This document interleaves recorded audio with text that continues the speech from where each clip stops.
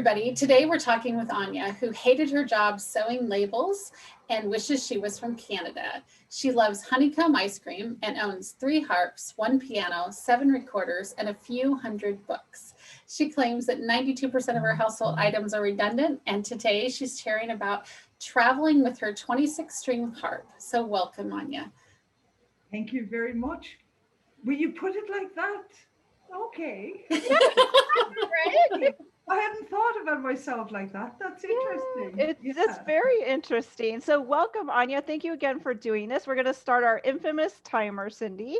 So Yes. Anja, what inspired you to take this journey with this harp? I mean, and not a small harp, but a fairly large harp. His name is Sean the Harp. He is my partner in art, as I call him. Love Uh, it.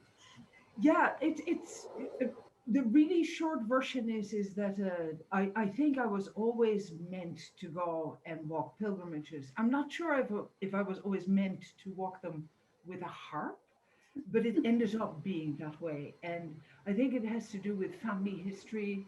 I come from a religious background, and then I moved away from that very much.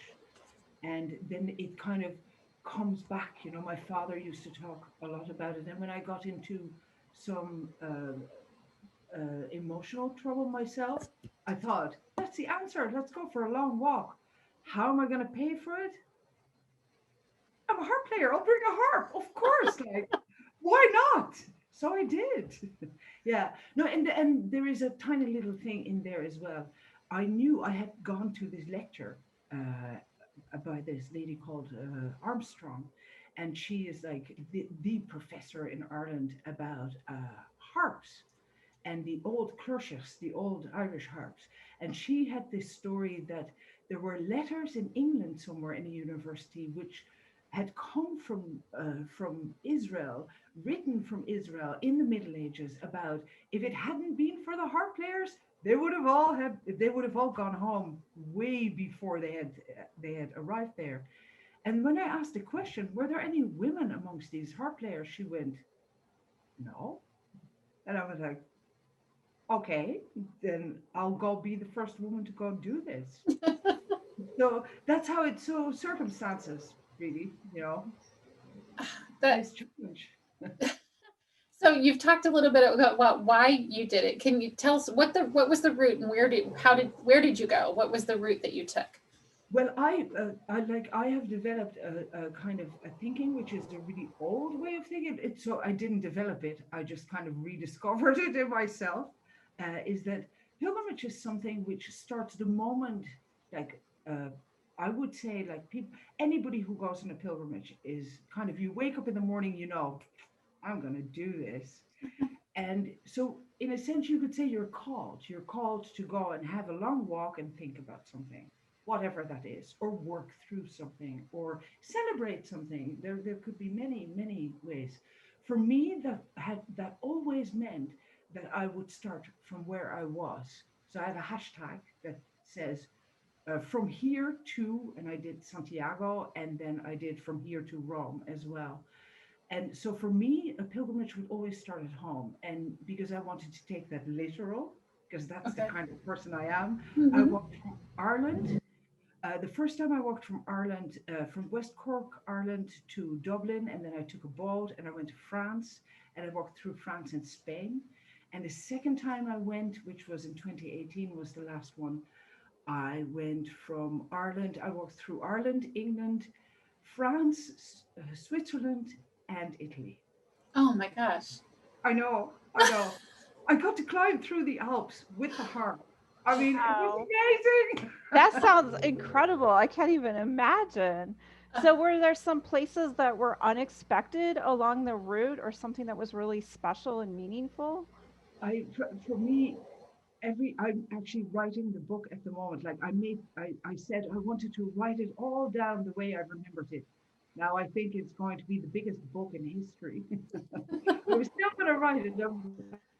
I decided to make a shorter version as well, just to make it a little bit more acceptable. But all of it is special because I don't bring a lot of money. The harp has to make the money to do these trips. Like, so, divine providence, I very much rely on my invisible friend. And I go, listen, matey, you gotta help me out because I've got no bed and no food and no nothing. And I do this little thing that I go like, okay, you give me a shower and I'll play you that tune that you want. And if you really want me to know that it is you, then give me a piece of cake at the end of the day. And lo and behold, I would get pieces of cake by the end of the day. People would just come up to me and go like, would you like a piece of cake? They'd go like, this is crazy. And I thought, well, so every day in that sense, every day becomes special. And because I don't really go with a plan, I just go with the flow. Because these pilgrim routes in Europe are, especially the Camino is so well developed. Right. You don't need to plan anything. You can just No. go. You just go.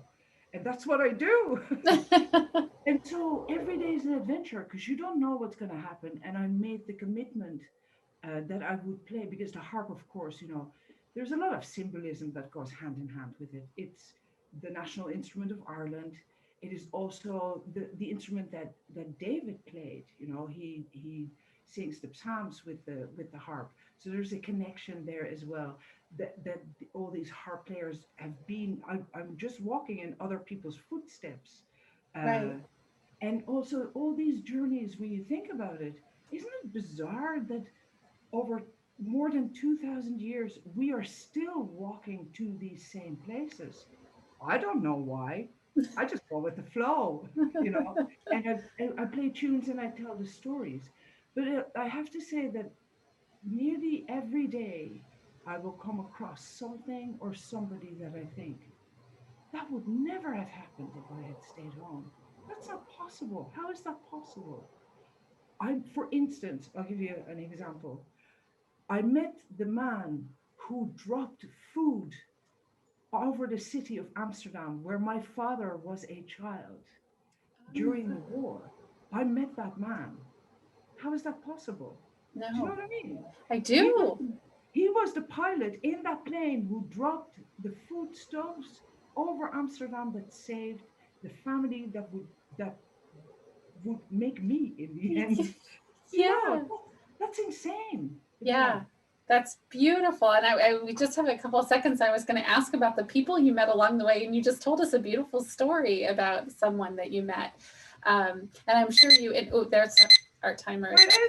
That's the 7 minutes, if you can believe it. I know. Oh, this is an amazing story. I'm so glad that Anja, you're writing a book because I want to hear more about it. I was kind of thinking to the actual story to just break it up in a day by day section because they're about now at the moment they're 10,000 words. Okay. Wow. 157 of them are going to be like that. So that's too much for a book. So I thought if I just break it up and then people can read whatever they want to read, maybe one section or part of it, or the bit that nobody wants to do or the bit that everybody wants to do. I don't know. Yeah. And also because, of course, I walk outside of the routes that are waymarked. I come from a bit further back. So maybe we can call that the Anja route. Yeah. That's what I'm aiming for, at the end. Yeah. Yeah. Oh my gosh, it was so beautiful, Amazing. Anja. I'm so glad we connected with you. So thank you for sharing your story. I look forward to sharing the book and reading it and sharing it with others. Yeah. Cindy and I have a new question and answer series on travel. So please send us your questions, comments, all of that. We'd love to share it on an upcoming episode. The link is in the description below, and we'll have Anja's links as well. Yes. Travel with us through real stories from real people, just like Anja. Thank you. I feel so wonderful after hearing this story Me today, too. Anja. Thank you, Thank Anja. you very much for having me back.